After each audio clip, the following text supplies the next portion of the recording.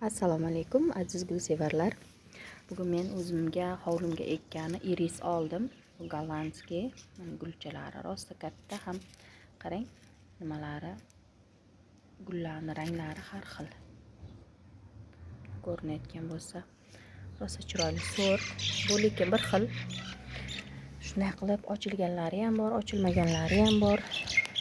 Ular qishga chidamli, sovuqda kuniga, yozning issiqda kunlariga rosa chidamli gullarimizda mana kartoshkachalari. Olti mayda detkachalarini qo'shib berdi. Shunday qilib o'zim uchun ham bu gollandlarni, irislarni boshqa sortlardan ham buyurtirdim.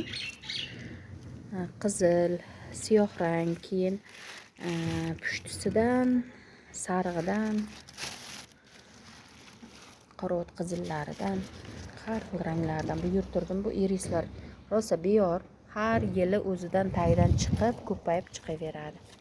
Mana tagidan bo'linmagan holatda mana bolachalari ham qo'shib berdi. Bolachalarini ham shunday qilib, endi bularni bir qator qilib ekib chiqaman hovlimga.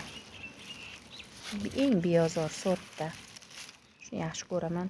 O'zi-ku ekayotganda mana shunday qaychi bilan kesib tashlash kerak barglarini. Kesib tashlasa, ildiz otishlari o'zini tutib ketishi juda yaxshi bo'lar ekan. Bularni endi hozir qaychi bilan kesib ekib yuboramiz. Mana gulchalari endi turib turadi. Chiroyli bo'lib bir ikki kun gullab tursin.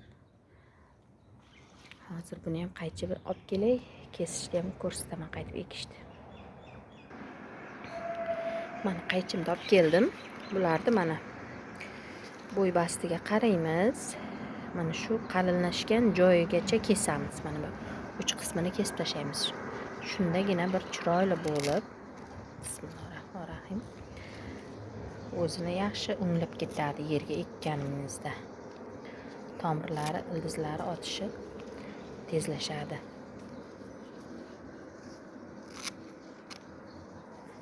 Hozir sizlarga bir qo'lda ko'rsatyapman.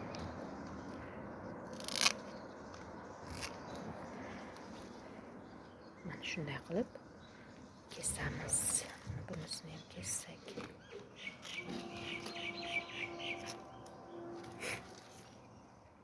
Mana shunday qilib kesib tashlaymiz. Bizda rosa kun chang. Surxondaryoda Afg'on shamoli deymiz. Rosa chang shamollar rosa ko'p bo'lib turadi. Aprel-may oylarida bizda. Ayamasdan, rahmimiz kelmasdan kesamiz. Ilojimiz yo'q, chunki kelasi yilga bizga yaxshi bo'lib ko'klab ketib, chetidan detkalar berib uyg'onishini xohlasalaringiz, shunday qilib kesib tashlashimizga to'g'ri keladi. Birta, ikkita gullarni qoldirib qo'yaman. Negaki hovlimizda bir ikki kun gullab tursin. Kun yaxshi qizib, quyoshlar chiqib ketsa-ku, gulchalarini darrov quritib tashlab yuboradi. Ziyoni yo'q, lekin kartoshkalasi hammasi bus-butun, bemalol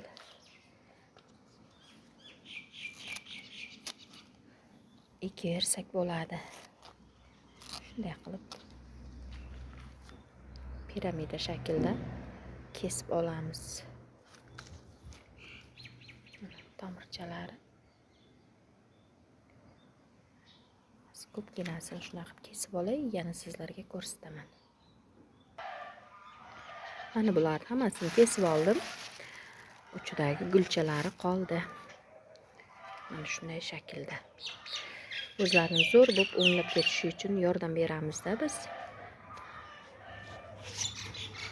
Hamisha yashil bo'lib turadi. Juda yaxshi. Chiroyli gullarimizdan. Buni har xil ranglardan buyurtirgandim, yana hovlimga ekkani, hali ular ham kesin ko'rsataman. Lekin ular gullamagan holatda ko'chatidan buyurtirgandim. Har bittasi mana shunday bitta tagida kartoshka piyoschasi bilan bittadan buyurtirganman. 50 ming, 60 mingdan. Gollandlar rosa qimmat, lekin sartovoy o'zingiz hovlingizga nimaki gulni xohlasangiz, qimmat bo'lishiga qaramasdan bo'lsa ham olaverasiz. Shunday qilib men ham qo'limga 2 olgani olayotgandim. Yaxshi ko'raman, juda yaxshi gullar. Ko'p yillikda hovlingizni chiroyli qilib to'ldirib turadi. Gullari gullab bo'lgandan keyin ham barglari ham yashil bo'lib, hovlingizga yashillik berib turadi. Hozir bularni ekib olamiz endi chiroyli qilib. Ularni ham ekish jarayonini ham ko'rsataman. Mana joylarini to'g'irlab, yerlar yumshoq edi, shunday bo'lsa ham joylarni yaxshilab yumshatib, chiroyli qilib oldik. 3 tadan ekmoqchiman. Birinchi joyimizga mana bu yerga ham tayyorladim 3 ta, bu yoqqa ham. Shunday qilib endi bularga ozgincha suv qo'yamiz.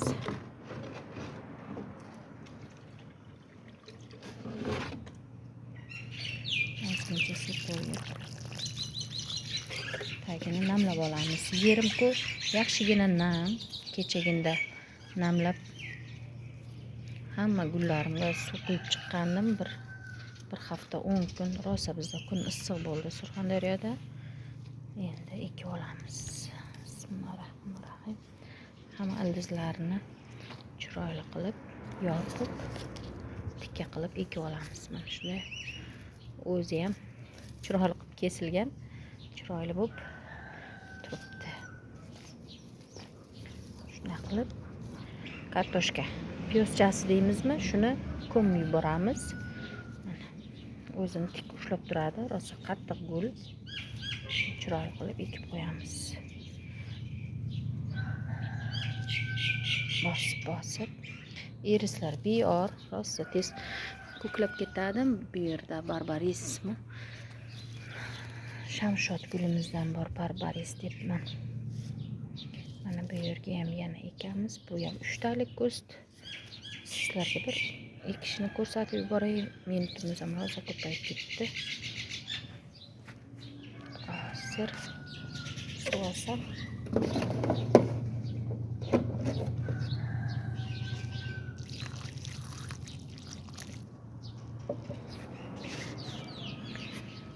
tikka holatda ekib olamiz.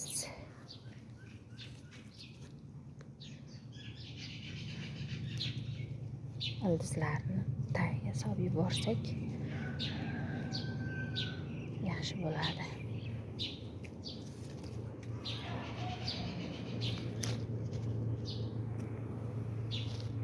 Hozir aprel oyi, hovli gullarini ekishda ayni vaqti. Yaqindagina 4-5 yillar bo'lgan ko'mib qo'ygan gungimni chiqarib gullar tagiga sepib chiqdim. Rosa zo'r bo'lib, chirindi bo'pti. Endi gullarimiz maza qilib o'sadi. Bunisini ham ekdik.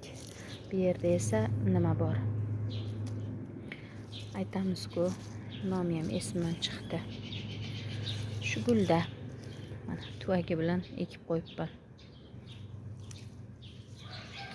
Nomini bilganlar yozib ketasizlar. Esimga kelmadi shoshganda to'g'risi. Mana bu yerga 2 ta bo'lib qopti. Endi bu yerga ham suv qo'yamiz.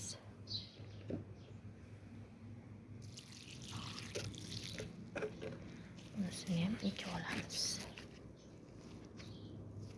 Ildizlarni pastroqqa kirgizib yuboramiz. Kunlar isyapti. Hop, bir qo'lda ekish qiyinlik qilyapti. Tez ekiladigan gullarimizni kunlar isiguncha ekib olishimiz kerak.